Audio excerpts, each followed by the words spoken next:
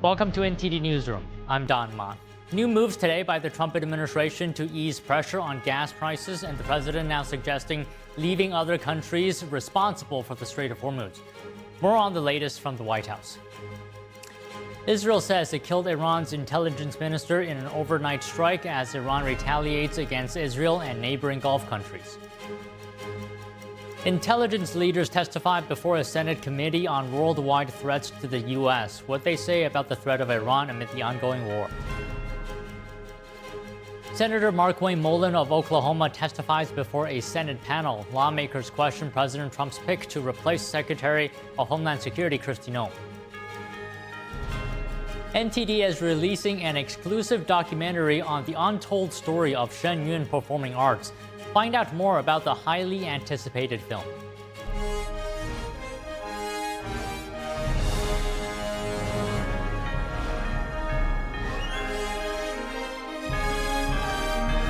This is NTD Newsroom, live from our global headquarters in New York City. Good afternoon, and thank you for joining us. The Trump administration today rolling out new moves to increase oil supply and ease gas prices. And the president saying other countries will act fast to secure the Strait of Hormuz if the U.S. finishes off the Iranian regime. NTD's White House correspondent Iris Tao has the latest. So the Trump administration today announcing that it will temporarily waive the Jones Act, which will require U.S. goods that are carried in between U.S. ports to be carried by ships that are first U.S. built and also U.S. owned, U.S. flagged, as well as U.S. crewed. And in turn, this new ease of restriction will allow goods to be transported by non-American ships, which cost much less to be traveling in between these ports. The White House today saying that this move will mitigate what it calls the short-term disruptions to the global energy market and allow more goods, for example, oil and natural gas, to be flowing to the U.S. more freely. And of course, this comes as the White House press secretary this morning saying that the U.S. Operation Epic Fury has achieved new results, including having hit over 7,800 targets. Here's White House press secretary Caroline Leavitt this morning. Watch. We've defined the objectives of Operation Epic Fury very clearly, which is, of course, to wipe out Iran's ballistic missile arsenal, which we have been very successful in doing. We've achieved dominance over the skies of Iran, to annihilate their navy, which we have done. According to CENTCOM this morning, I received the updated numbers. More than 120 naval vessels are at the bottom of the sea. The average U.S. gas prices today sitting at $3.84. In addition to waiving the Jones Act, the Trump administration today also announcing that it's now working with the government of Venezuela to restore and reopen the country's energy sector. And that, of course, the administration says is also to increase the supply of oil globally and to stabilize the global oil market. President Trump has, as we know, called on countries including China and also U.S. allies like the U.K., France, Germany, and some Asian countries to help the U.S.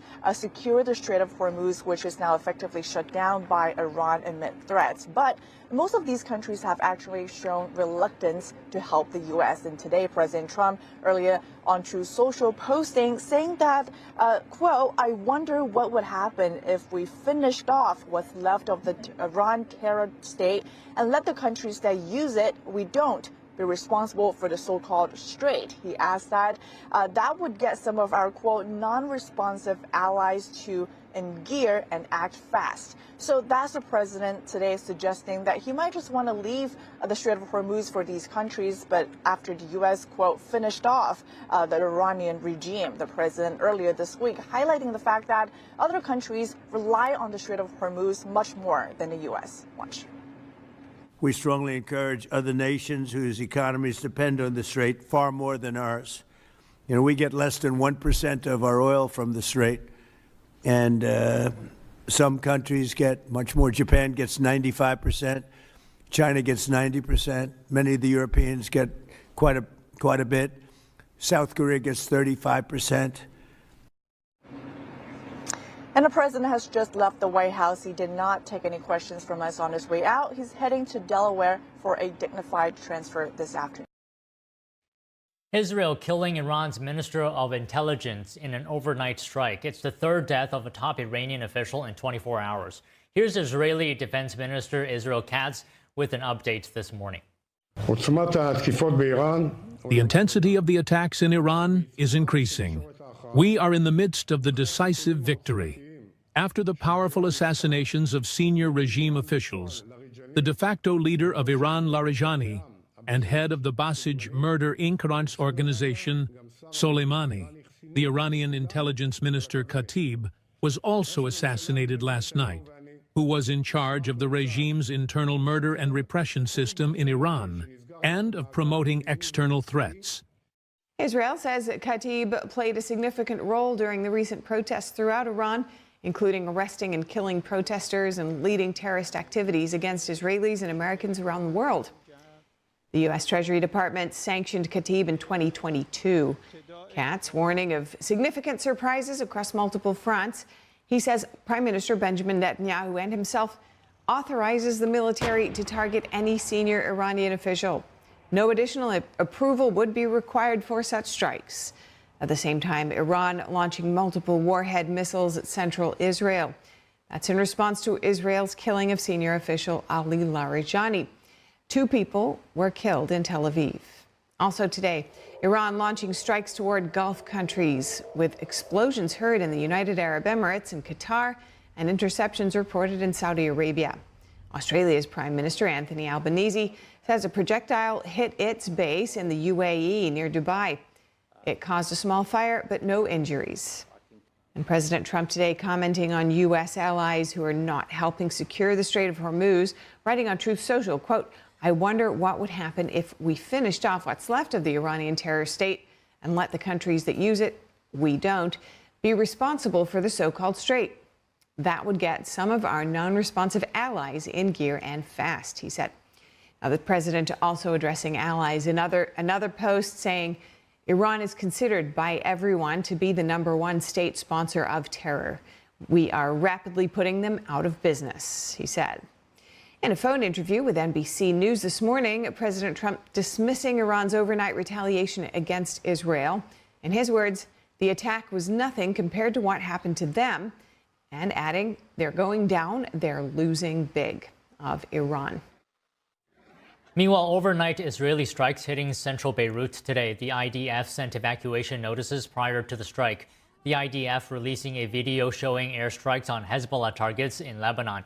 The military says it completed an overnight wave of strikes targeting Hezbollah. And the U.S. military dropping 5,000-pound bunker buster bombs on Iranian missile sites near the Strait of Hormuz. Central Command says the strikes hit harder positioned, housing anti-ship cruise missiles. CENTCOM says those missiles posed a direct threat to international shipping in the region. The strikes come as Iran has effectively closed the Strait of Hormuz, blocking traffic through the critical oil route. The U.S. says it will continue targeting Iran's ability to threaten the waterway. Israel's defense minister Israel Katz announced that Iranian intelligence minister Ismail Khatib was killed in an overnight strike in Tehran. Joining us now is Babak Shikarabi, political analyst and founding member of Cyprus the Great Institute. So thank you, first of all, for coming on the show, Babak. Can you just tell us, talk to us a bit more about who this Iranian intelligence minister is? How important was he, and what's his role? Don, thank you for having me. Obviously, this is a very important position within the Islamic Republic regime. The Minister of Intelligence essentially oversees 17 different agencies of intelligence, being the top position, oversight every one of them. So that gives him enormous power and importance within the regime. Also, it's for a few reasons this position and importance of it stands out. Number one, there are only 3 different ministers are there appointed by the supreme leader, and they're not going to go through the whole parliamentary vote of confidence, and they're not nominated by the president. This position was one of them. So it was always and always have been appointed by the supreme leader. More importantly, it was always traditionally a cleric who would fill in that position. But Khatib was different. He joined the intelligence services at a very early age. And after that, he became a cleric. By the age of 30, which he was considered to be a very young cleric, he was fully trusted by Supreme Leader Khamenei, the father. At age of 30, he became in charge of city of Qom. City of Qom is the holiest Shia city in Iran, and it's also the largest hub of scholarship, of religious scholarship. So at the age of 30, he became in charge of overseeing all the high-ranking ayatollahs in city of Qom, and obviously that gave him enormous amount of influence and power. The reason the head of the intelligence always has to be a cleric was because they could issue a death warrant without going through the whole judicial system, and that would also give him an enormous operational power. So that's another reason that his position was super, super important. What also separates him from his predecessors is that he served in both government of reformists and hardliners. This happened, he was originally appointed when President Raisi was in power and his mysterious helicopter crash. And when Pezeshkian ran for presidency, Supreme Leader Khamenei, the father, appointed Khatib again to serve in Pezeshkian's government, which tells you that at that point, at least, the Supreme Leader couldn't trust anybody else who worked with both factions and at the same time to be trustworthy. That brings us to the point that he was supposed to be, as head of the 17 different intelligence agencies, to be in charge of security for all the regime's elite, including himself. And clearly that shows that there's so much of infiltration within the security agencies of the regime that he couldn't even protect his own life.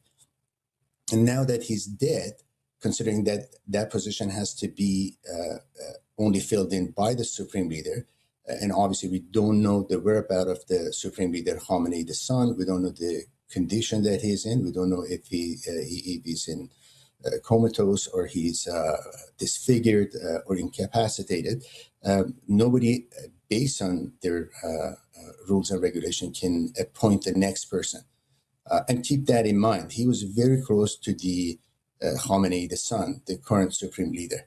And losing him obviously creates a vacuum of trust within the regime. They don't know who to choose. If he is actually incapacitated to choose the next person, he essentially, just like his father, doesn't have anybody to replace him. And then the last point, Don, is that the regime had the succession plan up to 3 people.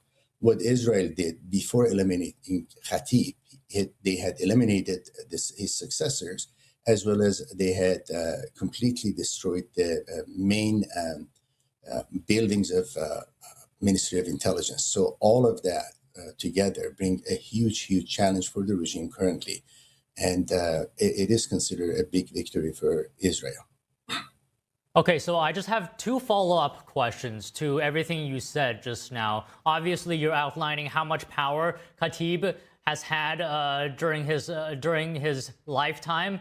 The head of 17 agencies, as you mentioned. So ultimately, what does this mean? What are the consequences for the Iranian regime that he is dead? And the second question is, what does his death mean then for this war overall? Well, what happens, first of all, just like I heard in your report, for them to exert pressure within the country and outside of the country has been enormously reduced. Replacing him is not going to be an easy task. Somebody that the entire elite of the Islamic Republic can trust is almost impossible. I cannot imagine anybody else that could replace him to be as capable as he was and to be trusted by both sides, by the reformists as well as the hardliners. Right now, from the reports that we hear coming from Iran is that the IRGC has taken over the security of the Khamenei, the son, the current supreme leader. Nobody knows his whereabouts. And that obviously creates a big challenge. So the next person is going to come is not going to be as qualified as he was. He's not going to be as trusted as he was. And whomever they pick is not going to be trusted by the other side. this, considering the pressure is being applied from outside, war from one hand, and the messages that are coming from President Trump that says that he's ready to talk to whatever faction is ready to talk to him, creates the atmosphere of not trusting one another. So each side may think that the other side is about to come to some sort of a deal with the U.S. and throw the other side under the bus. These are the challenges that are very difficult, create a very difficult situation for the regime. Okay, I'm wondering if you can provide us a little bit more context here. What exactly is the role of the intelligence ministry in Iran? I can go on about it for a very long time, Don, but imagine at the age of 30, he was, this person in particular, but also talk about the position. He was in charge of overseeing all the Ayatollahs. So all the other Ayatollahs, they had somewhat the power to religiously challenge the supreme leader, Khamenei, the father. And obviously this person's job is to make sure that no religious person stands up or comes up to anywhere close toward that holy position they believe in for the supreme leader. So that's one thing. So at this point, if that pressure is gone, we have other religious figures that they may come out with the fatwa or decree, and they say this whole is an unholy word. This is against Islam, against Iran, and whatever else they might say. This is going to religiously create a huge problem for the regime and for its legitimacy. So once this position is vacant, all the other Ayatollahs, all the other religious figures, they can actually challenge the regime or challenge the supreme leader, unlike before that. So that's one aspect of it. The other aspect of it is obviously they were overseeing whatever security measurements was put in place to make sure there's no uprising inside Iran and whatever else they could have done outside of Iran. All of this right now, it seems to be in disarray. That doesn't mean that the security apparatus, they're not going to do what they did before. What we have learned in that 19 days is that they kind of dispersed the management of the smaller factions of different ministry to go on without even the head of that ministry. So it is very possible that some of the elements within the security apparatus continue operating based on the old order they had. But that doesn't mean they can go on for a very long time. Okay, maybe just one or two more questions here. I want to ask you, by your assessment, because Israel has said it's going to continue targeting Iranian leadership. Benjamin Netanyahu said they don't really need approval. They can just go ahead to target these leaders. By your assessment, how close is the Iranian regime and its leadership to being completely dismantled at this point, or how close or how far?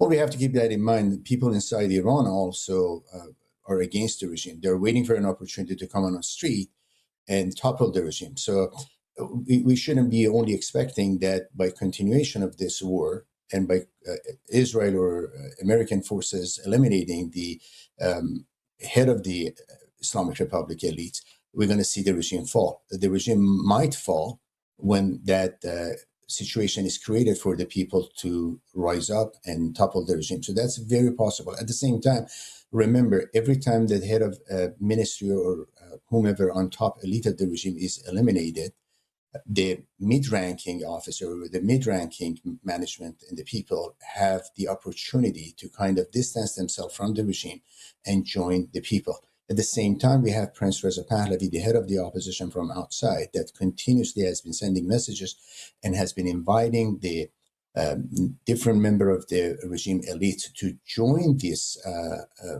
Iranian revolution, and has given them a kind of a amnesty. If they don't have their hands soaked in the blood of Iranian people, they can come to this side and they don't have to worry about what the future holds. And there's going to be a fair trial for everybody. What is also important that he has mentioned that there's not going to be any death sentence in the future Iran. All of that, it creates an environment that the mid-ranking management and officers, they kind of see a light at the end of the tunnel if they can join the other side, join this revolution and topple the regime from within. So there are two different, essentially, power being exerted, one from outside by the war and every high-ranking political person is being eliminated, and also military people are being eliminated. And from within, you have the Iranian people that they're looking for that opportunity, ready to go. And so all of that together, I believe it's going to end up forcing some of the mid-ranking people to defect and join the people. If I were to give you a time frame, my estimate, my assumption is that within next 2 weeks, we're going to see a huge gap between the different factions of the regime, which is going to lead to essentially their fall. Okay, well, very comprehensive explanation today. I learned a lot. Thank you for joining us today, Babak. You're most welcome. Thank you for having me. Intelligence leaders testified before a Senate committee on worldwide threats to the U.S., what they say about the threat of Iran amid the ongoing war. More after this. Stay with us.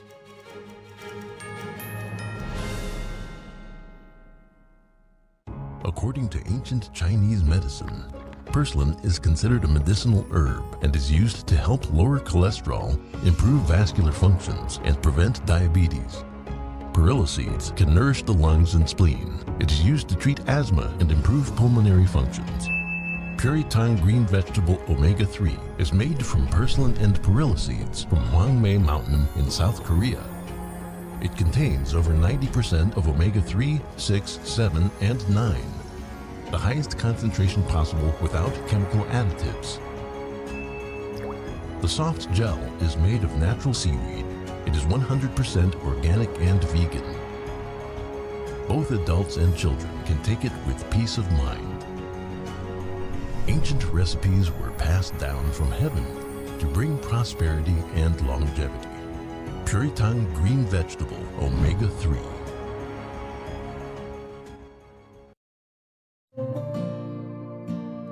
Imagine a coffee that cares for your health. Expertly fermented with a 50 enzyme complex to enhance flavor and remove bitterness. Small batch roasted to a decadent medium dark, resulting in a brew that is gentle on digestion, low acid, and up to 90% less caffeine than regular coffee.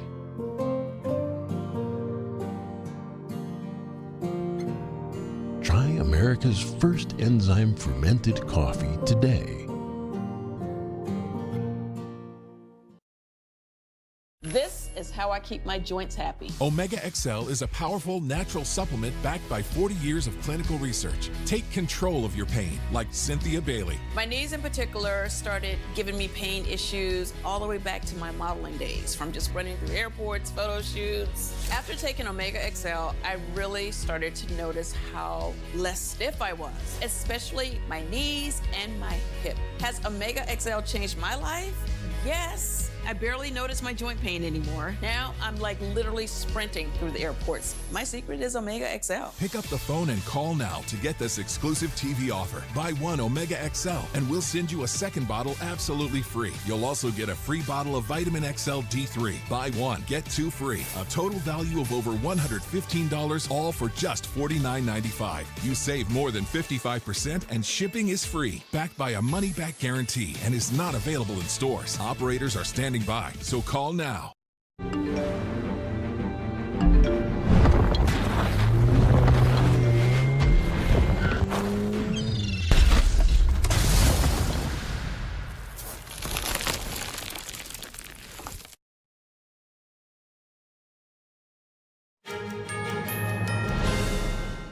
The Trump administration's intelligence leaders say the Iranian regime appears to be intact but largely degraded due to Operation Epic Fury. They're warning senators the regime could still pose a national security threat. Here's more. The IC assesses that if a hostile regime survives, it will likely seek to begin a years-long effort to rebuild its military, missiles, and UAV forces. Prior to Operation Epic Fury, the IC assesses Iran was trying to recover from the severe damage to its nuclear infrastructure sustained during the 12-day war and continued to refuse to comply with its nuclear obligations with the IAEA, refusing them access to key facilities. The IC assesses that China, Russia, and North Korea see the United States as a strategic competitor and potential adversary. Iran has long viewed the U.S. as an adversary and is engaged in active conflict with the U.S. Officials, including Director of National Intelligence Tulsi Gabbard, CIA Director John Ratcliffe, and FBI Director Kash Patel, are testifying before the Senate Intelligence Committee. This is the annual hearing on worldwide threats to the United States. The hearing is focusing on the war in Iran. Lawmakers are saying they want more information about the war. Committee Chair Tom Cotton asking about the possibility of Iran developing ICBMs. Here's how Ratcliffe responds. You're right to be concerned about Iran's development of longer-range ballistic missiles, Senator. If Iran were allowed to develop at the IRBM ranges, which is 3,000 kilometers, it would threaten most of Europe. And yes, as you mentioned, we know that Iran is gaining experience in these larger, more powerful booster technologies through its so-called Space Launch Vehicle program. If left unimpeded, yes, Senator, they would have the ability to range missiles to the continental U.S. Intelligence officials highlight China, Russia, North Korea, and Iran as posing the biggest threats to the U.S.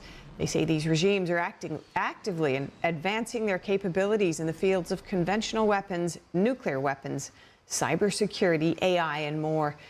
They also note other national security threats such as Islamic terrorism, drug trafficking, organized crime, and open borders. Oklahoma Senator Markwayne Mullin is testifying before the Senate Homeland Security Committee. Committee Chairman Rand Paul started the hearing by questioning Mullin about previous remarks he made after the Kentucky senator was attacked by a neighbor in 2017.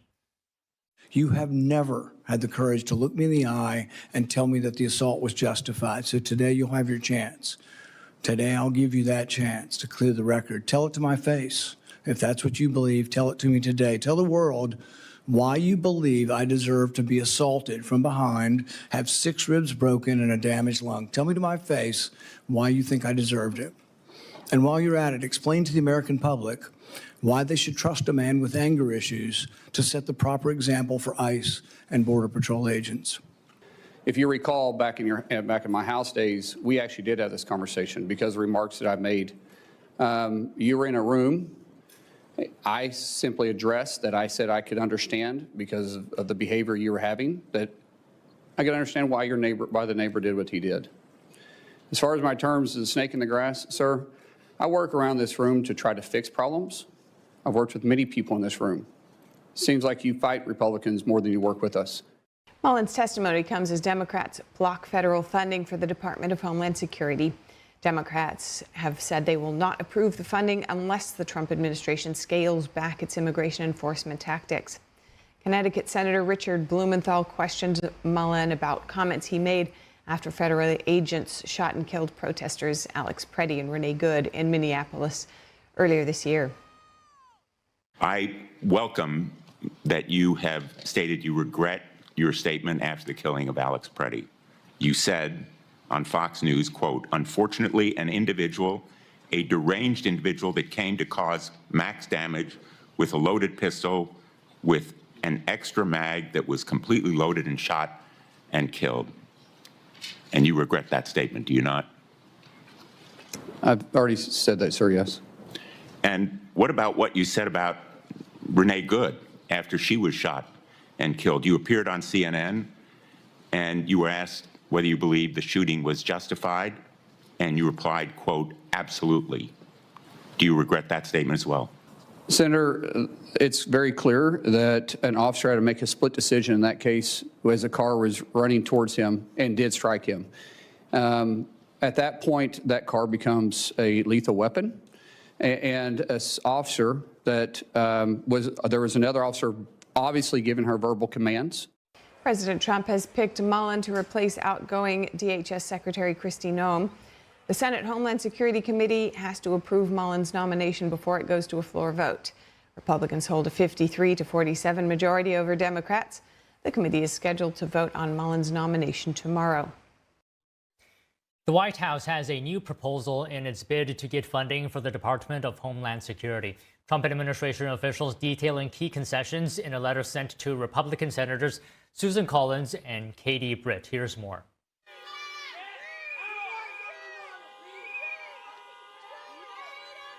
In the letter obtained by Fox News, those concessions include expanding the use of body cameras worn by immigration agents and limiting immigration enforcement at sensitive locations, including schools and churches.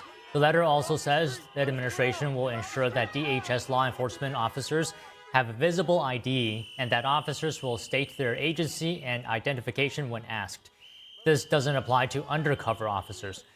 The letter adds the administration will codify its current practice of not knowingly detaining a U.S. citizen unless the person violates a state or federal law.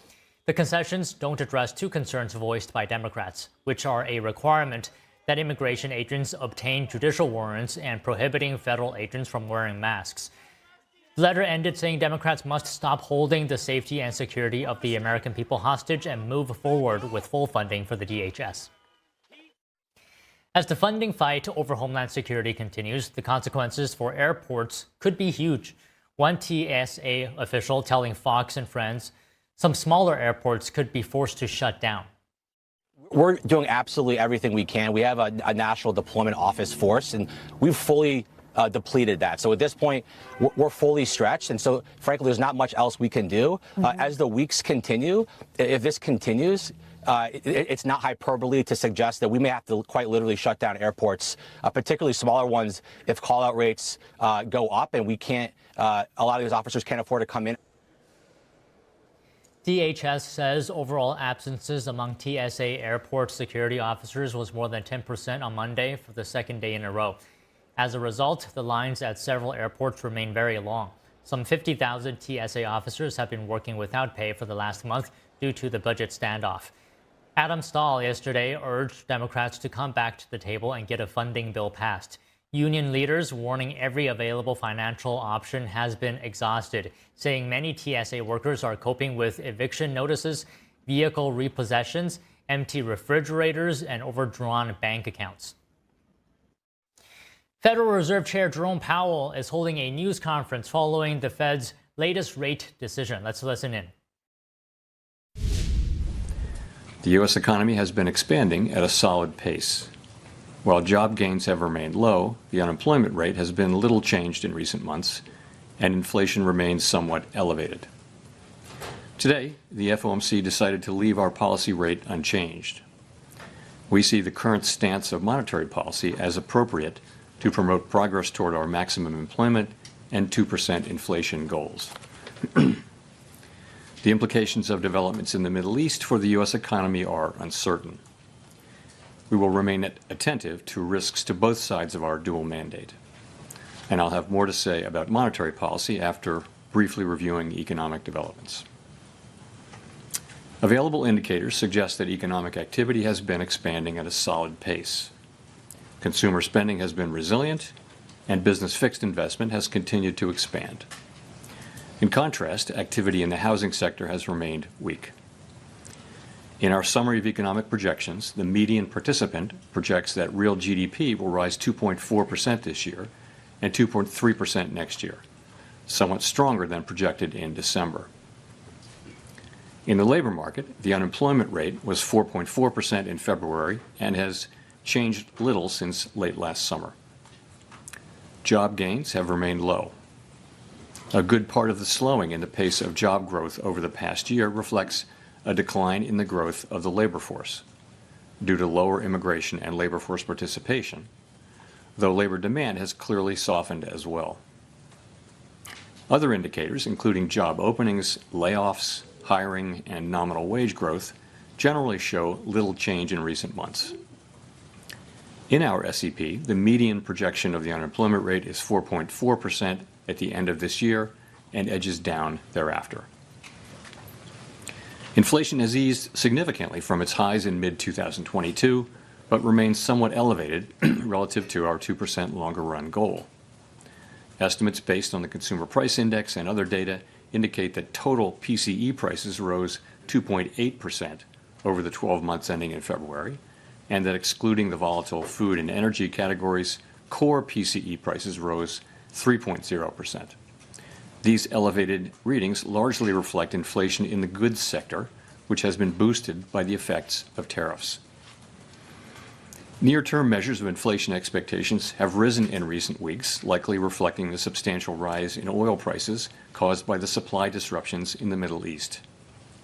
Most measures of longer-term expectations remain consistent with our 2% inflation goal.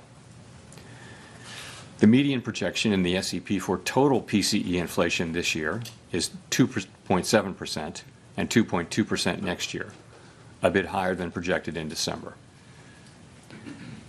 Our monetary policy actions are guided by our dual mandate to promote maximum employment and stable prices for the American people. At today's meeting, the committee decided to maintain the target range for the federal funds rate at 3.5% to 3.75%. From last September through December, we lowered our policy rate 0.75 percentage point, bringing it within a range of plausible estimates of neutral. This normalization of our policy stance should continue to help stabilize the labor market while allowing inflation to resume its downward trend toward 2%. But the implications of events in the Middle East for the U.S. economy are uncertain. In the near term, higher energy prices will push up overall inflation, but it is too soon to know the scope and duration of the potential effects on the economy. We will continue to monitor the risks to both sides of our mandate. We are well positioned to determine the extent and timing of additional adjustments to our policy rate based on the incoming data, the evolving outlook, and the balance of risks. In our SEP, FOMC participants wrote down their individual assessments of an appropriate path of the federal funds rate under what each participant judges to be the most likely scenario for the economy. The median participant projects that the appropriate level of the federal funds rate will be 3.4% at the end of this year and 3.1% at the end of next year, unchanged from December. As is always the case, these individual forecasts are subject to uncertainty, and they are not a committee plan or decision. Monetary policy is not on a preset course, and we'll make our decisions on a meeting-by-meeting basis. To conclude, the Fed has been assigned two goals for monetary policy: maximum employment and stable prices. We remain committed to supporting maximum employment, bringing inflation sustainably to our 2% goal, and keeping longer-term inflation expectations well anchored. Our success in delivering on these goals matters to all Americans. We at the Fed will continue to do our jobs with objectivity, integrity, and a deep commitment to serve the American people. Thank you, and I look forward to your questions. And you were just watching Federal Reserve Chair Jerome Powell talking to the press and announcing that the Federal Reserve has left interest rates, its benchmark Fed funds rate, unchanged at 3.5% to 3.75%, saying the U.S. economy is on solid footing. However, inflation remains somewhat elevated, and that is in relation to the Federal Reserve's goal of 2%. And saying that it remains to be seen how much of an impact rising oil prices will have on consumer prices. Okay, let's take a quick break now. NTD is releasing an exclusive documentary on the untold story of Shen Yun Performing Arts. Find out more about the highly anticipated film after this break. Stay with us.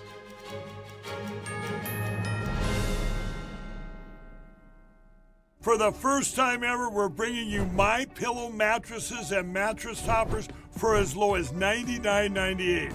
Remember, sleep's all about temperature and pressure points. Whatever sleep needs you have, we have the right technology for you.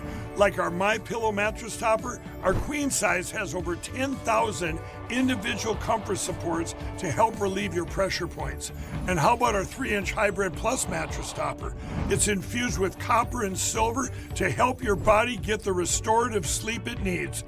And our MyPillow and Case Coil mattresses, I personally helped develop these mattresses to make sure they have everything needed to give us great sleep. Plus, they're made right here in the USA, and they ship right to your front door, absolutely free. So go to MyPillow.com or call the number on your screen. Use this promo code to get MyPillow mattresses and toppers for as low as $99.98 and free shipping. Hi, I'm Susan Lucci. You may know me from my many years on television. I never thought about heart disease until I had my own heart event. I felt this slight pressure in my chest, just slight. I thought, oh, it's nothing, it'll go away. I didn't get it. I did not get it. And a few days later, while shopping at a boutique, that pressure returned, much stronger. It felt like an elephant pressing on my chest. I had a 90% blockage in my main artery and a 75% blockage in the adjacent artery. I was rushed into surgery where I received 2 stents in my arteries. Stents developed through research funded by the American Heart Association. Those stents saved my life. That's why I'm in front of you today, asking you to join me in supporting the American Heart Association by becoming a monthly donor. Call now or go to helpheart.org. For only $19 a month, just 63 cents a day, you can help fund the next medical breakthrough. Get the next person trained in CPR, the next hospital certified in high-quality cardiovascular care. I'm so grateful to the American Heart Association. Their research helped save my life. I can enjoy life with my children, my grandchildren, and my friends. Heart disease is America's #1 killer, and your support now can help save your life or the life of someone you love. Give $19 a month with your credit card, and we'll send you this special T-shirt that you can wear to show that you are helping save lives. Please, listen to your heart. The only reason I'm here today is because I did. Please call the number on your screen or go to helpheart.org. Become a monthly donor during February Heart Month, and your first month's gift will be matched. Thank you.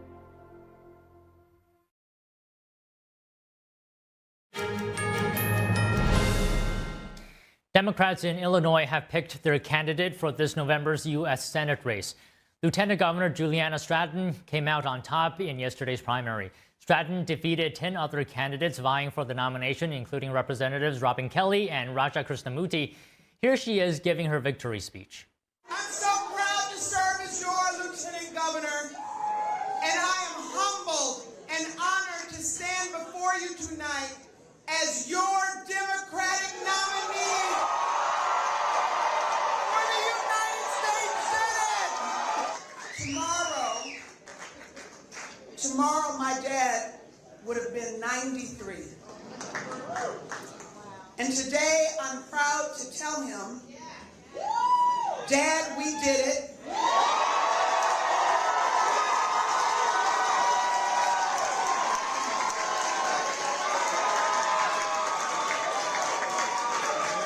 We took that baton and we ran, and we will fight tirelessly to continue the work that you started. In a debate earlier this year, Stratton, along with other Democratic candidates, supported major changes to federal immigration enforcement. They also broadly supported higher wages, expanding House assistance, and tax changes and stronger food security programs. Stratton will face Republican Don Tracy in the November race, where she is heavily favored in the traditionally blue state of Illinois. White House Press Secretary Caroline Leavitt offering new updates on Operation Epic Fury this morning. She also talks about President Trump's trip to China. Take a listen.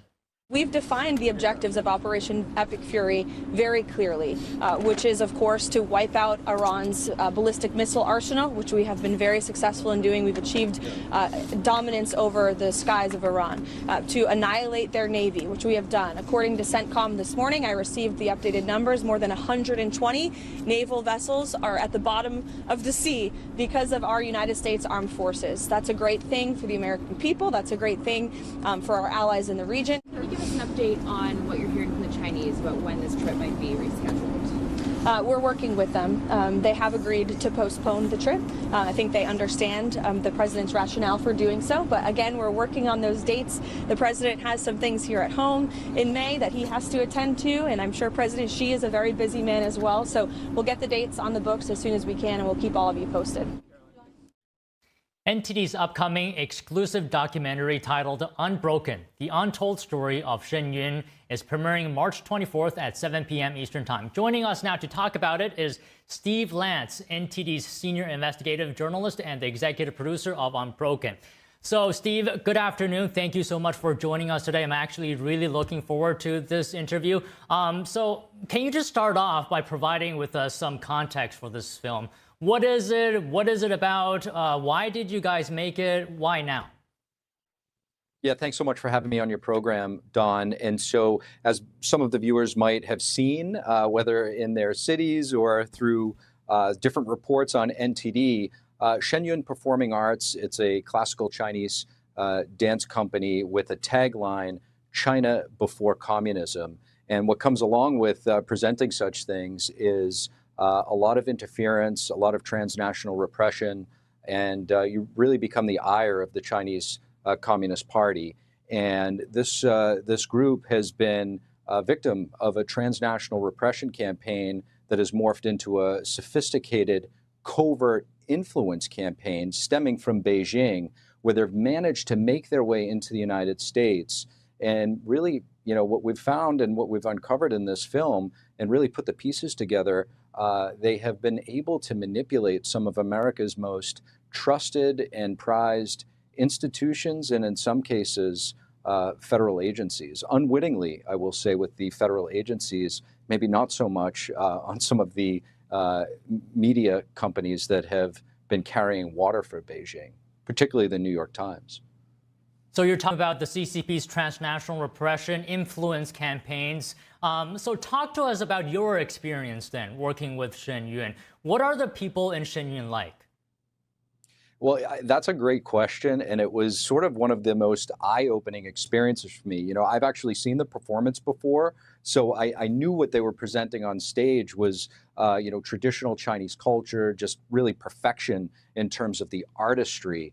But after we started to ask Shen Yun for access, and we were granted access behind the scenes, you can see some of the B-roll there on screen. We're able to go backstage, watch their process, watch them, you know, perform, and really get a sense of what it's like for these. They're really like Olympians, these athletes, and they're just the level of discipline that goes into what you finally see on stage was really spectacular from an audience member standpoint, to kind of get that exclusive behind the scenes look at what it takes to be able to present something on stage. And, you know, as I mentioned, we were fortunate enough as we started to ask, you know, could we see where you guys train, where the dancers study?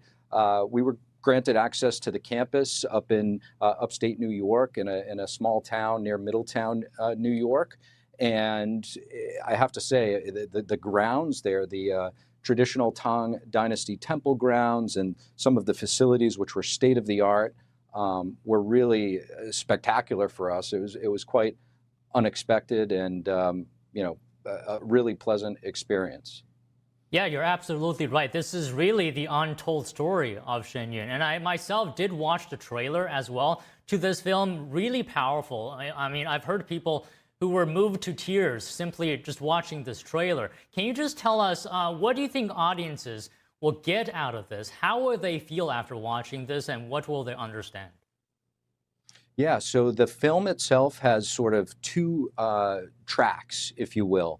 One is the one where we follow a few of the Shen Yun dancers. Particularly, there's two brothers that are lead dancers, primary dancers in Shen Yun Performing Arts, and you'll be able to experience Shen Yun through their eyes, through their experience. You know, waking up early and training, and you know, some of the bittersweet moments of wrapping up a long, grueling 6-month tour and meeting with their parents overseas. They travel a lot, Australia, Taiwan, and it really gives you a very rare glimpse into the life of a Shen Yun dancer. The other track is the unfortunate story, which is the investigative part, where sort of my role comes in, and we start to explore some of the connections to some media reports that have started about a year and a half, 2 years ago from the New York Times. It was a rather unusual set of circumstances where the New York Times started targeting this group, and you know, it was 1 article, 2 articles, 3 articles, and then you start to take notice and say, what is going on here? For, you know, many viewers who consume news, for the New York Times, you know, the paper of record in the United States, to start to give, you know, 3, 4, 5, now we're up to articles on a particular subject, it's very unusual. It's just a lot of editorial ink. And so that's when we started asking around some of the reports that they were talking about abuse and different things. So we started to call Shen Yun, and we wanted to speak to the people that are there and experience it for ourselves. And that's when the investigation really kicked off. And we were able to sort of look at a lot of the New York Times reporting and see that there were a lot of flaws in their reporting. And where it ultimately led us to was a directive, a leaked directive that came out of Beijing over the past few years with a specific direction to manipulate U.S. institutions, media, and different organizations using a variety of tactics, including the United Front Work Department, which is a covert sort of parallel apparatus to the CCP's central government to carry out soft power, influence, and espionage operations. And I think that the viewers will find it very interesting if they make it to the film and watch it on next Tuesday, the 24th. Okay, there's one thing, Steve, maybe you can clarify for some of our viewers who may not understand, some of them. Why is the CCP, through its influence operations, transnational repression, targeting a dance group? When you think about influence operations, you think maybe military bases, technology, but this is a dance show. Yeah, that's another great question, Don. It doesn't make much sense on the surface, and it sort of goes back into the story of Shen Yun, the founding of Shen Yun. And if you look at that tagline, of course, China before communism, that tells a bit of a story too as to why they might not be pleased. But Shen Yun was founded, I want to say around 2006, and it had a mission to restore traditional Chinese culture. And at the same time, it was founded by a group of folks who practiced the meditation discipline called Falun Dafa or Falun Gong. And, the story is really in their faith, because ultimately that is what is being attacked here. And Falun Gong, as many of the viewers may have heard of, was introduced in 1992 inside of China. And by 1998, in 6 short years, according to the Chinese Communist Party's own internal census, they found out that roughly 100 million people started to practice this meditation discipline. And so the dictator at the time, his name was Jiang Zemin, he condemned it in 1999, completely banned it, systematically started to round up practitioners of this practice and put them in forced labor camps, torture, murder, eventually evolving into forced organ harvesting. And along with that came a major propaganda campaign to defame the practice, thereby sort of handcuffing the West and different democracies around the world that have typically been outspoken advocates for such crimes against humanity, whether it be Tibetan Buddhists, we see them talking about Uyghur Muslims. But Falun Gong was relatively unknown. And so that propaganda really set in, and a lot of people were confused. And as I mentioned, this is a crime against humanity that wound up and is still ongoing, according to many reports, that has led to forced live organ harvesting.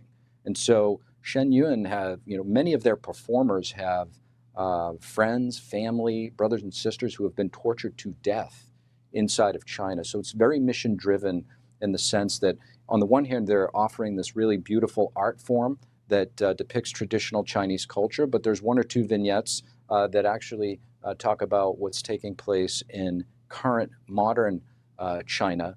And some of those things don't really look great for the Chinese Communist Party. So you might expect that they are not big fans of Shen Yun, unfortunately.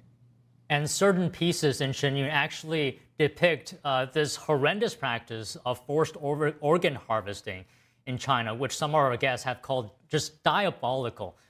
Steve, I don't want to take up too much of your time, but I just have a couple of personal questions that I'm wondering, because I've heard about this film coming out for a very long time. Can you just talk to us about why the name Unbroken? What does it mean?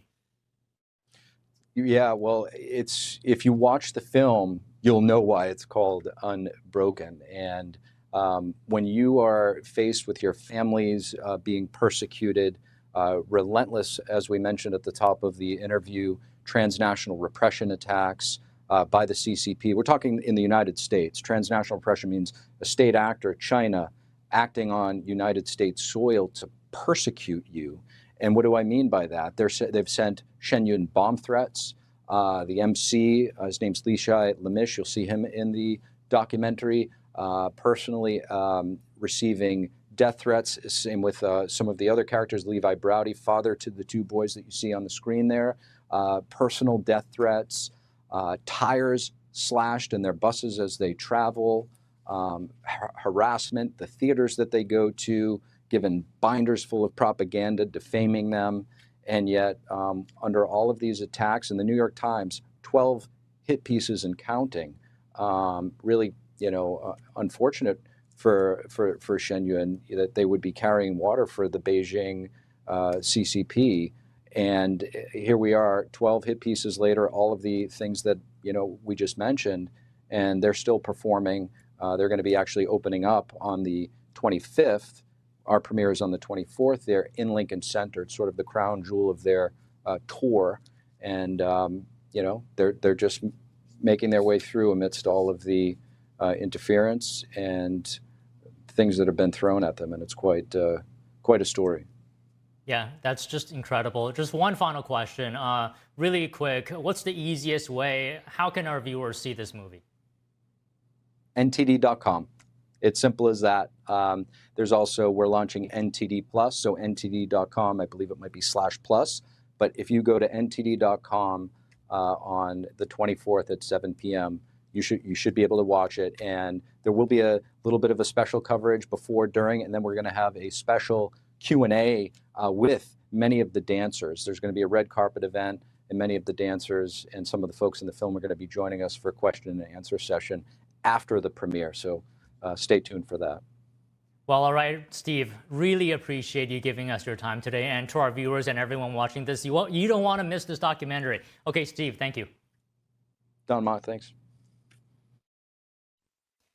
Here at NTD, a special worldwide premiere is coming up next week. After our conversation, we want to give you a closer look at the story, one that explores art, faith, and resilience under pressure. Here's a first look.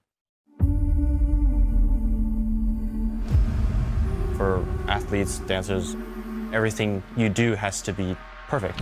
Oh! On our way to Aussie. Boy. My guy goes, come on, get up. We gotta do this. Like bring it in more. People have called us the #1 show in the world. Lovely job, guys. Thank you. I just hope I can continue this career for as long as I can, because I don't want anything else in the world.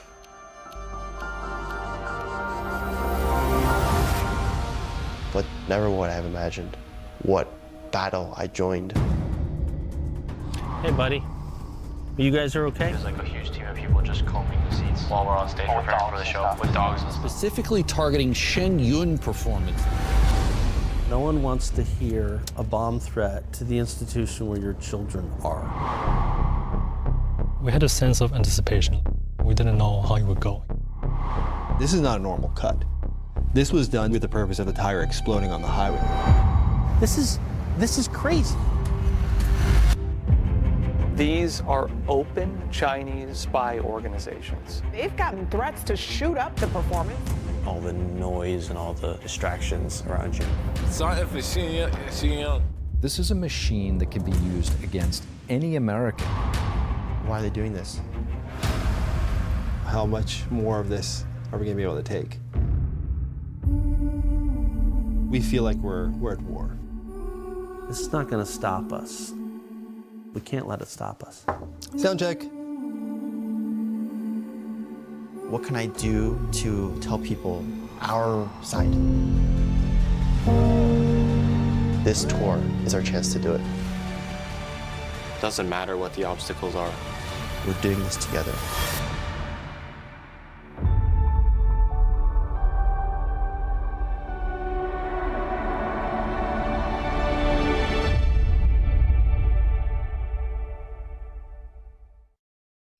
Unbroken, the untold story of Shen Yun premieres on NTD next Tuesday. Lawmakers on Capitol Hill exposing our vulnerable medical supply chain. The Chinese Communist Party has strategically pushed the U.S. out of the market in order to leverage life-saving medicines. We have the highlights on this issue after this break. Stay with us.